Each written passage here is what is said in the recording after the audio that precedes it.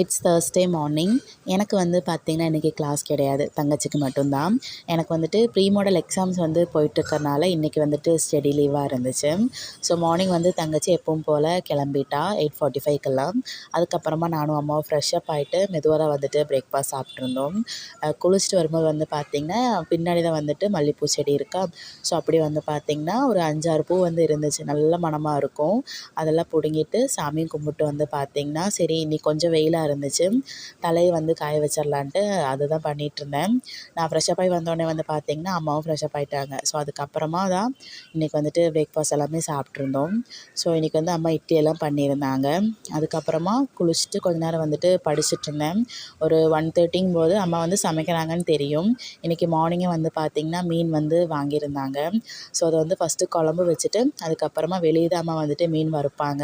ஏன்னா உள்ளே வறுத்தா ஒரு மாதிரி ஸ்மெல்லாகவும் இருக்கும். அது மட்டும் இல்லாமல் அந்த எண்ணெய் பசை வந்து பார்த்திங்கன்னா போகவே செய்யாது. அதனால் வந்து பார்த்திங்கன்னா எப்போவுமே வெளியே தான் அம்மா வந்து மீன் எல்லாமே வறுப்பாங்க. ஸோ அப்படியே வெளியே உட்காந்து நானும் அம்மா வந்துட்டு சாப்பிட்டோம். சாப்பிட்டு முடிச்சுட்டு கொஞ்ச நேரம் படிச்சுட்டு இருந்தேன். இன்றைக்கான டே வந்துட்டு இப்படி தான் போச்சு. நம்ம நாளைக்கு ஒரு மினி விலாகில் பார்க்கலாம். அது வரைக்கும் பாய் பாய்.